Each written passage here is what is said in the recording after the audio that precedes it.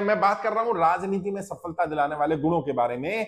3-4 गुण ऐसे हैं जो राजनीति में किसी को भी सफलता दिला सकते हैं। और यदि आप राजनीति में वाकई बड़े पद पर पहुंचना चाहते हैं, शीर्ष पर पहुंचना चाहते हैं, राजनीति में बड़े आयाम स्थापित करना चाहते हैं, आपके अंदर ये 3-4 गुण हुए, यकीन मानिए आप राजनीति में सफल होंगे। और ये जो गुण मैं बताने जा रहा हूं, ये जन्मजात गुण नहीं है, ये कोई भी व्यक्ति अपने अंदर डाल सकता है। सबसे पहला और सबसे महत्वपूर्ण गुण है, और ये अकेला गुण ही आपको 90% वर्तमान राजनेताओं से, आपके विरोधियों से, आपके अपने दल में जो आपके कॉम्पिटिटर हैं उनसे अलग खड़ा कर सकता है।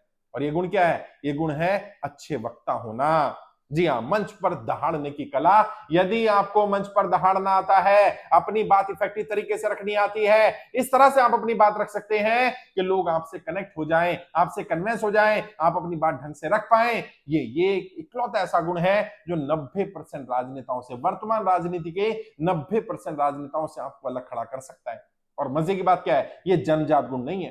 कोई भी व्यक्ति ये नहीं कह सकता, कोई भी सफल राजनेता ये नहीं कह सकता मैं जन्मजात अच्छा वक्ता था। मैं भी नहीं था, कोई भी नहीं था। जब उनका इतिहास पढ़ेंगे तो आप हैरान होंगे जान करके, उनमें से बहुत सारे लोग तो वक्ता ही नहीं थे, अच्छे वक्ता तो दूर की बात है। हाँ, मंच मिला ही नहीं था, मंच पर अपनी बात बोलनी ही नहीं आती थी, मालूम ही नहीं था मंच कैसे संभालना है। और जब जब उन्होंने अपने हुनर को निखार लिया, जब अपने इस गुण पर मेहनत की, तो वे इतने अच्छे वक्ता बन गए कि लोग उनको घंटों सुनने के लिए तैयार हो जाते हैं। अटल बिहारी वाजपेयी जी के बारे में सुनिए कि लोग उनका मजाक उड़ाया करते थे कि नाम अटल रखने से कोई अटल नहीं हो जाता, जब तक जबान अटल ना हो, जबान तो लड़खड़ा जाती है आपकी। और जब अटल बिहारी वाजपेयी जी ने अपने इस गुण पर काम किया, मेहनत करी, तो इतना बढ़िया वक्ता बने कि विरोधी भी तारीफ करते थे कि लड़का बोलता बहुत अच्छा है। पंडित जवाहरलाल नेहरू ने जिनको वो ये बोल दिया हो, जब पहली बार शायद सांसद बन के आए थे, कि मुझे लगता है ये लड़का एक दिन मेरी जगह ले सकता है, और उन्होंने उस बात को साबित भी किया। या नरेंद्र मोदी जी के पुराने भाषण देख लीजिए और अब के भाषण देख लीजिए, कितना धारा प्रवाह बोलना, किस तरह से बोलना। आप विचारधारा से सहमत होना वो अलग बात है, लेकिन आपको ये तो स्वीकार करना पड़ेगा कि वो अच्छे वक्ता हैं, और शायद सबसे अच्छे वक्ता हैं भारतीय जनता पार्टी में, इसलिए आज वो वहां है जहां वो हैं। और बहुत सारे राजनेता जो अपनी पार्टी के शीर्ष पर पहुंचना चाहते हैं, आगे बढ़ना चाहते हैं, अपने पार्टी संगठन में टिकट के दावेदार बनना चाहते हैं, उनके अंदर ये गुण नहीं है। अगर आप भी चाहते हैं कि आपको वाकई पार्टी सीरियसली ले, पद मिले, प्रतिष्ठा मिले, नाम मिले, टिकट मिले, पार्टी आगे रखे, ये एक गुण है ये जो औरों से अलग खड़ा कर सकता है। ये सफलता दिलाने वाला गुण है, राजनीति में सफलता पाने का सबसे पहला गुण। दूसरा एक और गुण, अगर आपके अंदर ये गुण भी है, ये हुनर भी है, तो ये भी आपको सफलता दिला सकता है। क्या? खुद काम तो करना, लेकिन लोगों से काम करवाना। जी हाँ, लोगों से काम करवाना आना चाहिए, क्योंकि आपको बहुत सारे लोगों की जरूरत पड़ने वाली है। अगर आप फ्रंटल पॉलिटिक्स में जाएंगे तो आपको बहुत सारे लोगों के साथ काम करना पड़ेगा, बहुत सारे लोगों से काम करवाना पड़ेगा। और यदि आप बैकएंड पॉलिटिक्स पर जाएंगे तो आपको लोगों से काम करवाना पड़ेगा। और लोगों से काम करवाने के लिए सबसे पहली चीज होती है लोगों के हुनर को पहचानने का गुण।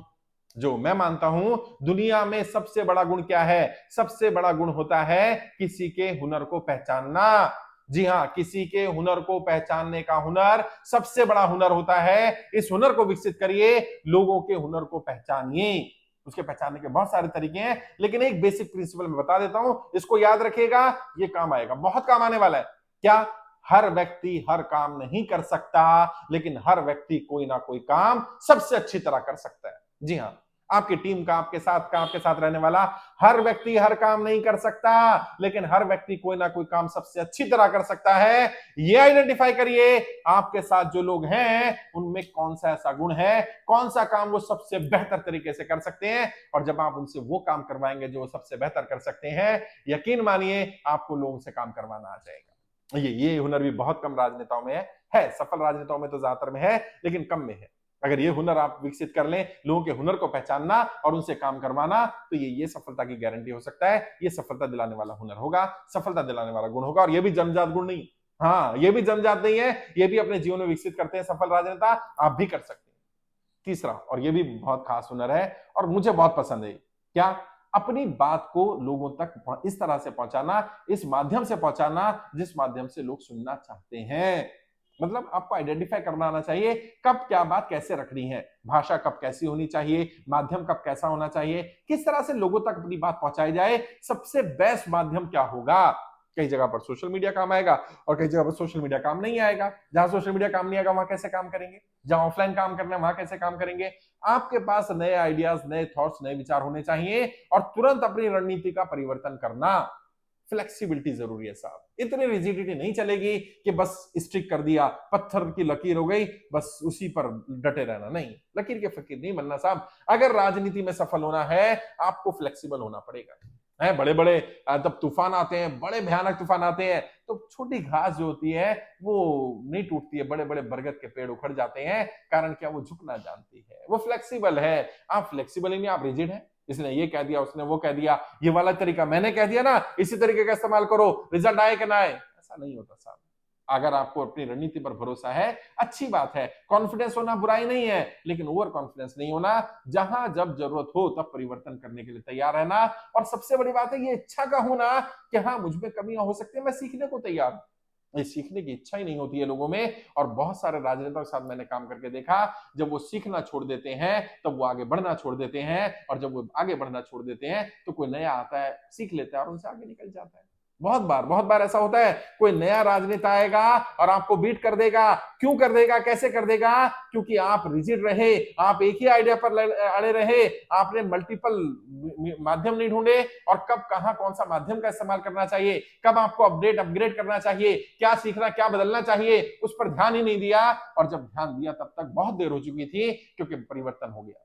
परिवर्तन संसार का नियम है, परिवर्तन प्रकृति का नियम है, परिवर्तन होगा। इससे पहले कि वो परिवर्तन आपके लिए दुखदायी होने लगे, इससे पहले कि जबरदस्ती आपको बदलना पड़े, आप खुद ही तैयार रहिए।